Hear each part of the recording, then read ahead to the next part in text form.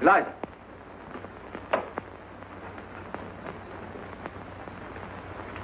Well, Eliza, you've had a bit of your own back now, as you call it. You had enough, and you're going to be reasonable, or do you want some more? You want me back only to put up with your tempers and pick up your slippers and fetch and carry for you. I haven't said I wanted you back at all. Oh, indeed. Then what are we talking about? About you, not about me. If you come back to me, I shall treat you just the same as I've always treated you. I can't change my nature, and I don't intend to change my manners. My manners are exactly the same as Colonel Pickering. That's not true. He treats a flower girl as if she were a duchess. I treat a duchess as if she were a flower girl. I see. The same to everyone. Oh, I don't care how you treat me. I don't mind your swearing at me. I don't mind a black eye. I've had one before this, but I won't be passed over. Then get out of my way, for I won't stop for you. You talk to me as if I were a bus. So you are a bus, all bounce and go, and no consideration for anyone. Once for all, understand that I go my way and do my work without caring tuppence what happens to either of us. So you can come back or go to the devil, whichever you please. And what am I to come back for? For the fun of it. That's what I took you on for. And you can throw me out tomorrow if I don't do everything you want me to. And you can walk out tomorrow if I don't do everything you want me to. And live with my stepmother. Yes, or sell flowers. Or would you rather marry Pickering? I wouldn't marry you if you asked me. And you're nearer my age than what he is. Than he is. I'll speak as I like. You're not my teacher now.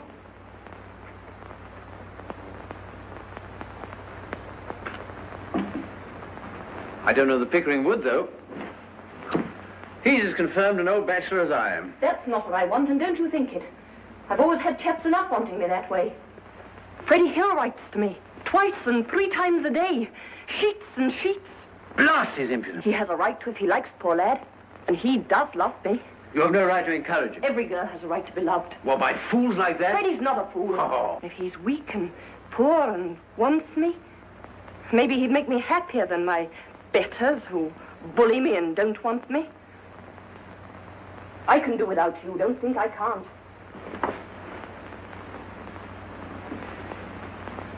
You've never asked, I suppose, whether I could do without you.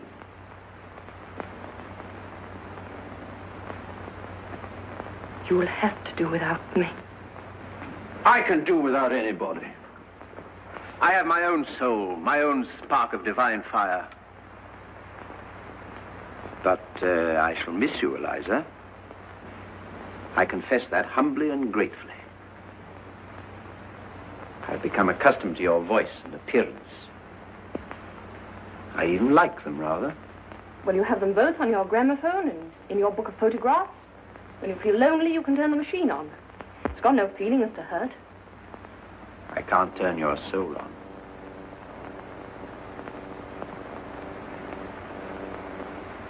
Oh, you're a devil. You can twist the heart in a girl as easily as some can twist her arms to hurt her. I want a little kindness. Why, I know I'm only a common, ignorant girl, but I'm not dirt under your feet. What I done, what I did, it wasn't for the dresses and for the taxis. It was because we were pleasant together and because I came to care for you, not forgetting the difference between us and not wanting you to make love to me, but, well, more friendly, like. Of course, Eliza. That's exactly how I feel. And how Pickering feels. Eliza, you're a fool. That's not a proper answer to give me. If you can't stand the coldness of my sort of life and the strain of it, go back to the gutter. Oh, it's a fine life, the life of the gutter.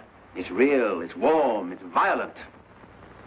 Not like science, literature, and classical music, and philosophy and art. You find me cold, unfeeling, selfish, don't you? Very well, then marry some sentimental hog or other with a thick pair of lips to kiss you with and a thick pair of boots to kick you with. If you can't appreciate what you've got, you better get what you can appreciate. I won't care for anyone who doesn't care for me. Oh, Eliza, you're an idiot. I waste the treasures of my Miltonic mind by spreading them before you. Oh, I can't talk to you. You turn everything against me. You know very well that I can't go back to the gutter, as you call it, and that I've no real friends in the world but you and the Colonel. You think I must go back to Wimpole Street because I've nowhere to go but Father's. But don't you be too sure that you have me under your feet to be bullied and talked down. I'll marry Freddie, I will, as soon as I'm able to support him. What, that young fool? You shall marry an ambassador. You shall marry the Viceroy of India. I won't have my masterpiece thrown away on Freddie. You think I'd like you to say that? But I haven't forgotten what you said a minute ago. If I can't have kindness, I'll have independence. Independence? That's middle-class blasphemy. We're all of us dependent one on another, every soul on earth. I'll let you see whether I'm dependent on you. If you can preach, I can teach. I'll go and be a teacher. Oh, what do you teach in heaven's name? What you taught me, I'll teach phonetics. I'll offer myself as an assistant to Professor Carpati. What, that humbug? That imposter, that toadying ignoramus? You take one step in his direction, I'll wring your neck, you hear? Wring away! What do I care? I knew you'd strike me one day. Oh. Now I know how to deal with you. Oh, what a fool I was not to think of it before. That's done you, Henry Higgins, it has, and I don't give that for your bullying and your fine talk. When I think of myself crawling under your feet and being trampled on and talked down, when all the time I'd only to lift my finger to be as good as you are, oh, I could just kick myself. By George, Eliza, I said I'd make a woman of you, and I have. I like you like this. Yes, you make up to me now that I'm not afraid of you and I can do without you. Of course I do, you little fool. 5 minutes ago, you were a millstone round my neck. Now you're a tower of strength, a consort battleship. Goodbye, Professor Higgins.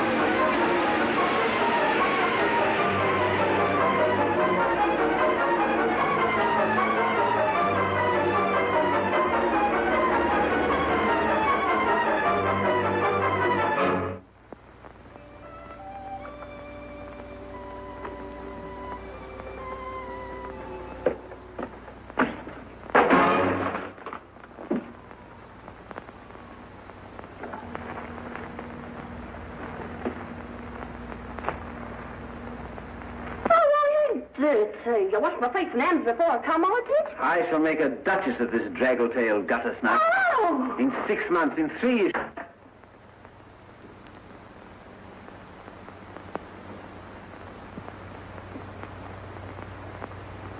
I washed my face and hands before I came. I did.